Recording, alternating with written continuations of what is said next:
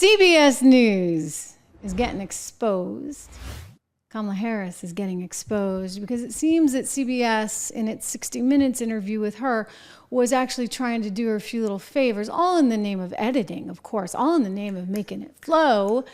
So I've worked at CBS News and I've worked in mainstream media all of my career, actually, until I started this. Another reason, make sure you subscribe, share, like, all that stuff, make a comment. It's really important. I started this and it's a whole different ballgame entirely.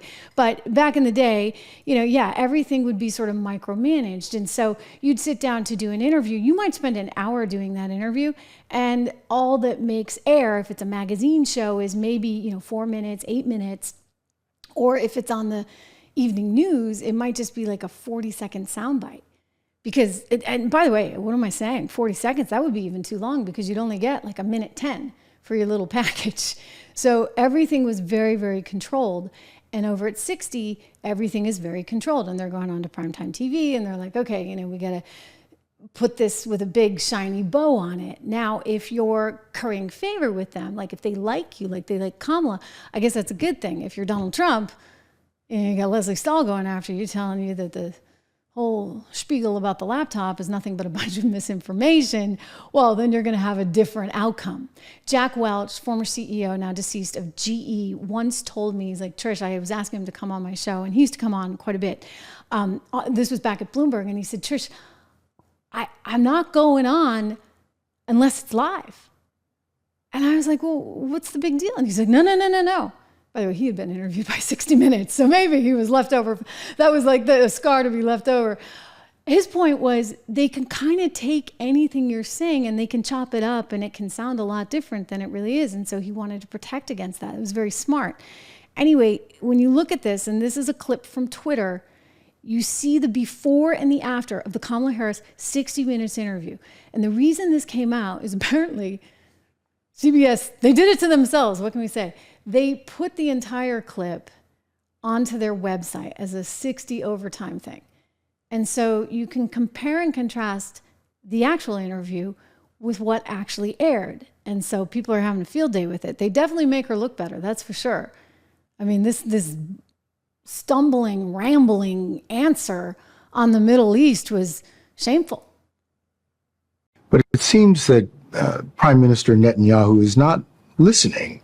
Well, Bill, the work that we have done has resulted in a number of movements in that region by Israel that were very much prompted by or a result of many things, including our advocacy for what needs to happen in the region. But it seems...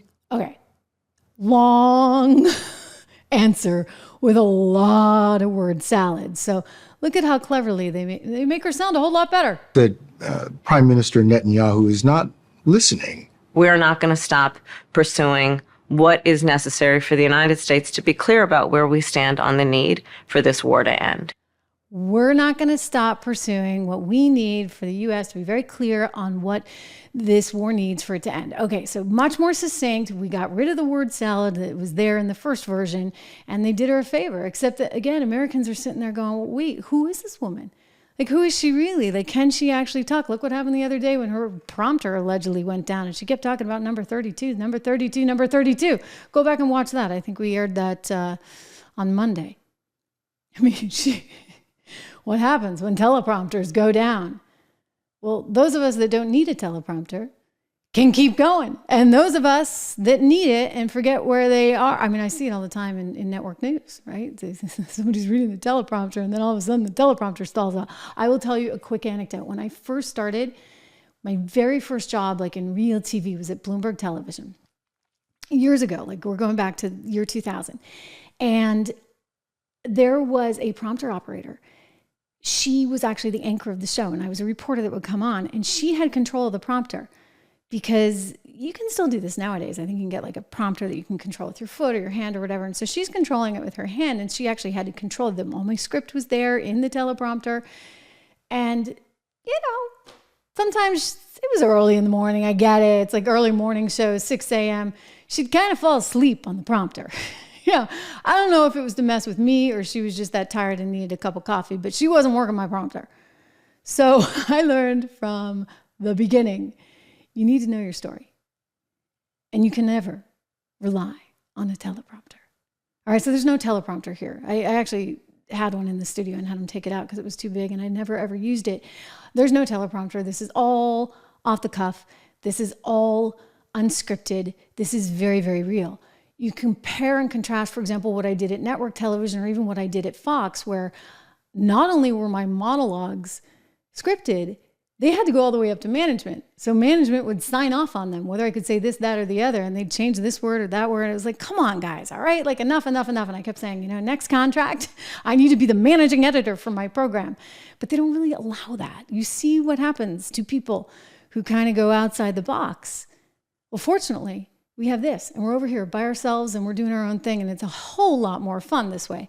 But, and that is, in my view, very much the future of media and how you're going to consume it, because you should be able to see the raw tape. You should be able to see what 60 did to make her sound a little bit better. You should be able to see all of this. I mean, it's gotten too pretty, so to speak. And I realize there's a lot of people, including Hillary Clinton and Kamala Harris and others, that want to keep it that way. They want to control the narrative, that don't want you to have exposure to this, that, and the other so that you can make your own decision. I don't believe in that. I really believe that the cure to wrong speech, so to speak, or disinformation is actually more speech. Give us the opportunity to correct the record. Let the truth get out there. Let people make their own decisions. But they assume everyone's dumb and will make the wrong decision. And I'll tell you, I guess it would be in their estimation the wrong decision if you were to vote for Trump.